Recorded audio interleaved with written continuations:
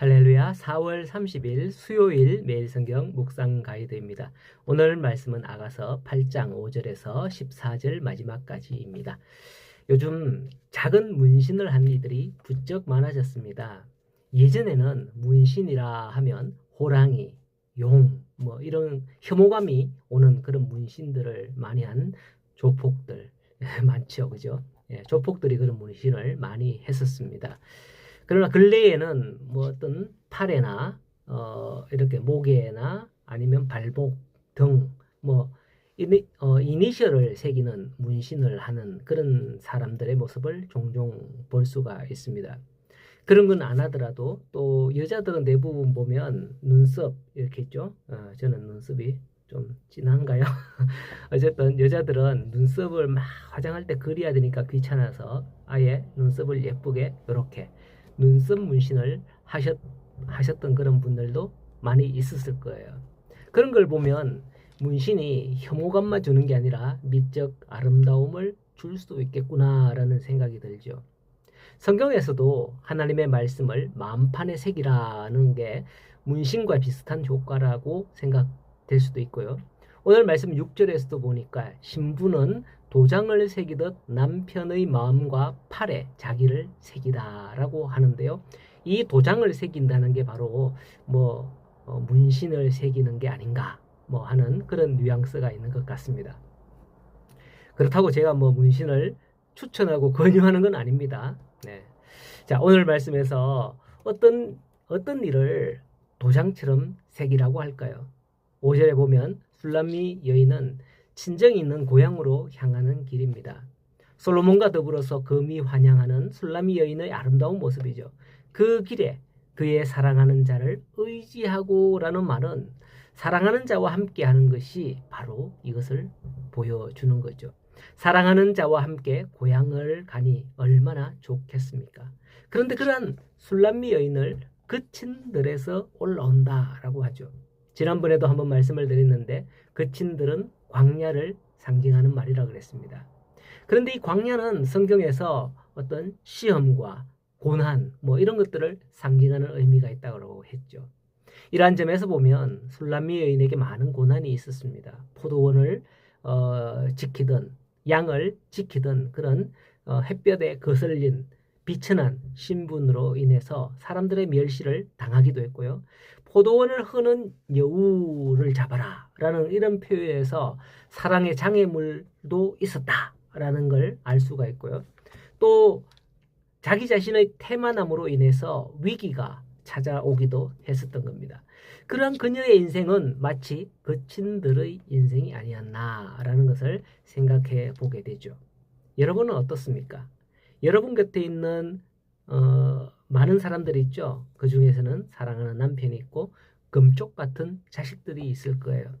그러나 지금까지 살아온 인생을 돌아다 보면 나는 꽃길만 걸어왔다라고 하실 분 있을까요? 다들 물어보면 10명의 10은 아이고 내가 살아온 인생이 기가 막히다. 말도 마라. 이렇게 하죠. 그만큼 수많은 역경을 지나왔다는 거예요. 그래도 그 모든 걸 견디고 나니 지금의 내가 있는 거 아니겠습니까? 그때 그걸 견디지 못했다면 우리는 여전히 그렇게 살고 있을 거예요. 주변을 보면 아휴 내가 저 때는 저랬는데 내가 어릴 때는 그죠? 내가 신혼 때는 이런 생각을 하시잖아요.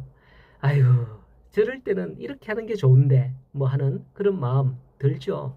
그렇습니다. 우리는 광야 같은 길을 지나온 겁니다. 지나오고 나서 보니까 그런 일을 당하는 사람을 보니 그런 생각이 나는 거죠. 그런데 생각해 보면 그 길에 내 남편, 내 자식 때문에 견딜 수 있었던 게 아니라 믿음 때문에, 예수님 때문에, 교회 다니기 때문에 교회 다니는 사람은 이렇게 하면 안 되지 라는 그런 마음. 남편이 속 썩이는 것도 그래서 참았고 자식이 폐악질 하는 것도 그래서 참았던 때가 있었을 겁니다. 예수님 때문에. 예수 그리스도를 모시고 살아가는 성도는 행복한 성도인 줄로 믿습니다. 사실 제가 오늘 일을 하러 갔는데요. 같이 식사를 하던 중에 참 전화가 왔어요. 전화가 왔는데 제가 제 차는 아니고 일 도와드리러 갔는데 일당을 받고 차를 빼라고 전화를 그분이 하면서 다른 차를 대놨는데 그 옆에 집에서 하면서 막 욕을 막 하는 소리가 전화기로 들리더라고요. 그래서 어, 우리 사장님하고 그분하고 그 집 주인, 집 수리하러 갔던 그 집 주인하고 같이 이제 차에 간 것 같아요. 차에 갔어요. 차에 갔는데 갔다 오면서 주인이 힉힉거리면서 이야기를 하는 거예요. 아니 저 교회 다니는 사람이 왜 저렇지? 이러면서 뭐 새벽 기도도 간대 심지어. 그러면서 그렇게 하는데 조금 있다가 이제 점심때가 돼가지고 사실 제가 이제 같이 이제 점심을 먹었거든요. 식당에 가서. 근데 기도를 할 수 있었을게요? 못했게요? 못했어요. 눈 감고 기도 못했어요. 교회 다니는 사람들이 그런 모습을 보이니까 도저히 제가 기도를 못 하겠더라고요. 참 그래도 뭐 마음으로는 눈 뜨고 기도를 했어요. 했기는. 그렇습니다.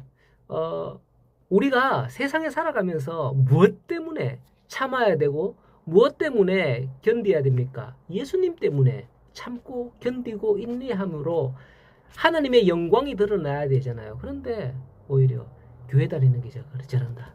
이런 하나님의 영광이 드러나지 않는 그런 모습을 볼 때 참 교회 다니는 제가 부끄럽기도 하고 참 저 사람 왜 저렇지? 이런 생각이 들더라고요. 자, 어쨌든 지금 오늘 6절 말씀에 또 보면 너는 나를 도장같이 마음에 품고 도장같이 팔에 두라라고 하죠. 같이 동행하는 솔로몬은 술람미 여인에게 도장을 새기듯 나를 마음에 품어라. 도장을 새기듯 팔에 안으라 라고 하는 거예요. 그녀가 항상 솔로몬 자신과 함께하기를 원하는 마음이었던 거죠.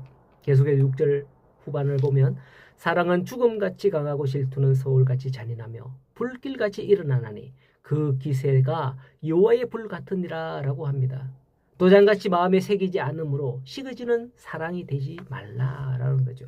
사랑은 죽음을 뛰어넘으며 사랑 때문에 생기는 질투는 서울의 불같이 서울 문맥같이 지옥의 불같이 때론 여호와의 불같이 일어난다 하고 있습니다. 십계명에 보면 나 여호와는 질투하는 하나님이다 라고 했지 않습니까? 여호와의 불은 세상의 모든 것을 태울 수 있는 불입니다. 하나님이 질투하시듯 우리를 사랑하고 계신다는 거예요. 그만큼 여호와가 사랑하는 그 사랑의 불은 7절에도 많은 물도 이 사랑을 끄지 못하겠고 홍수라도 삼키지 못한다라고 하는 거죠. 자, 이러한 사랑은 아무나 받을 수 있는 게 아니에요. 7절에 계속해서 보면 사람이 그의 온 가산을 다 주고 사랑과 바꾸려 할지라도 오히려 멸시를 받으리라 라고 하죠. 내가 가진 것으로 여호와의 사랑을 살 수 있는 게 아니라는 거예요. 이 말씀은 내가 여호와의 사랑을 쟁취하는 게 아니라는 거죠. 세상에 돈으로 안 되는 게 어디 있어? 라고 세상 사람들은 말합니다. 정말 그럴까요? 여러분들의 생각은 어떻습니까? 어두운 세계에서는 뭐 돈으로 안 되는 게 없을지도 몰라요. 뒷골목에서 말이죠. 그러나 밝은 세계에서는 돈으로 안 되는 게 많아요. 성경은 돈을 사랑하지 말라라고 분명히 말씀하셨죠. 돈에 매인 인생은 이미 돈의 노예가 된 거예요. 7절에서 알려주는 사랑은 이미 하나님께서 우리를 위해서 시작된 사랑이죠. 돈으로 살 수 없는 사랑이에요. 하나님이 먼저 우리를 위해서 은혜로 값없이 그쳐 주시는 그 은혜의 사랑인 거죠. 여호와의 사랑을 받을 자격도 없는 우리가 이 사랑을 그저 받은 거죠. 바로 술람미 여인처럼 말입니다. 이러한 술람미 여인의 모습은 그야말로 성도의 모습을 예표하는 것이라고 할 수 있습니다. 왜냐하면 성도들 역시 과거에 비천한 죄인된 그런 존재였지만 하나님의 은혜로 용서받고 거듭나서 그리스도의 신부가 되었기 때문이죠. 물론 아직도 우리 삶에는 미숙하고 부족하고 허물과 죄로 남은 그 얼룩들이 남아 있습니다. 사실 우리 삶에는. 하늘을 바라보며 나아가는 성도의 삶은 더 이상 나약한 가운데 버림받은 자가 아닌 거예요. 조금씩 성숙하는데 하나님은 우리를 성장시키기 위해서 때로는 술람미 여인과 같은 끝인 들의 삶으로 우리를 몰아넣기도 하는 거죠. 하지만 성도 여러분에게 이러한 사람이 이러한 일들이 닥친다면 항상 기쁨과 감사가 넘치기를 소원합니다. 알고 당하는 것과 모르고 당하는 것 천지 차이지 않습니까? 이제 이 아가서의 말씀을 통해서 하나님께서 우리를 거친 광야로 내모시는 거구나 라는 것을 알고 그런 일을 당할 때에 우리는 그 일들을 알고서 참고 이겨낼 수 있는 거예요. 제가 병원에 가서 주사를 맞을 때요. 주사를 맞을 때 간호사가 주사도 그렇고 2년에 한 번씩 건강검진을 하잖아요. 그죠? 그럼 피를 뽑고 이렇게 하잖아요. 주사바늘 탁 꼽아갖고 아니면 주사를 맞거나 이럴 때요. 제가 이렇게 봅니다. 바늘을 찌르는 거를. 그래야 안심이 되고 깜짝 놀라지 않거든요. 아무것도 모르고 이래가 있는데 팍 찌르면 깜짝 놀라갖고 움찔하잖아요. 하나님의 시험이나 시련도 알고 당하는 것과 모르고 당하는 것 다르다는 거죠. 이 모든 일을 겪은 솔로몬과 술람미 여인은 아가서의 마지막인 13절과 14절에서 이렇게 주고받습니다. 먼저 술람미 여인이 솔로몬에게 말하죠. 너 동산에 거주하는 자야. 친구들이 내 소리에 귀를 기울이니 내게 듣게 하려무나 라고 하는 거죠. 와, 친구들에게 솔로몬 왕을 소개한다? 솔로몬 왕이 내 남편이야 라고 소개한다면 친구들의 반응은 어떨까요? 얼마나 부러워할까요? 얼마 전까지만 해도 미천한 친구들에게 아이고 저 까무잡잡한 게 이런 손가락질 받았는데 아니 왕의 아내라고 상상도 안 되는 거죠. 놀라 자빠질 거예요. 그리고 이어서 14절에 솔로몬이 술람미 여인에게 말합니다. 내 사랑하는 자야 너는 빨리 달리라.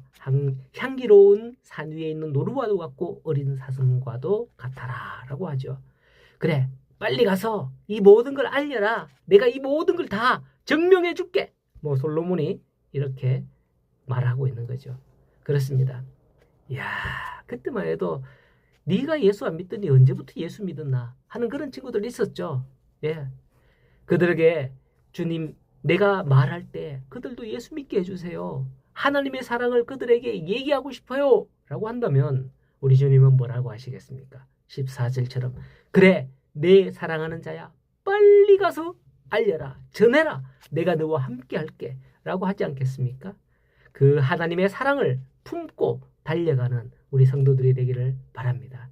이 아가스를 보면 마치면서 참 이 생각에 마치면서 그 생각에 솔로몬과 술람미 여인과의 사랑은 순탄치만은 않았음을 분명히 알 수 있잖아요. 그 모든 걸 극복하며 나아가는 사랑을 볼 수 있습니다. 이 사랑은 바로 하나님과 우리의 사랑이 아니겠습니까? 남은 인생 동안 우리의 인생에 이 사랑으로 쓰여지는 아름다운 사랑의 노트가 우리의 인생이 되기를 바랍니다.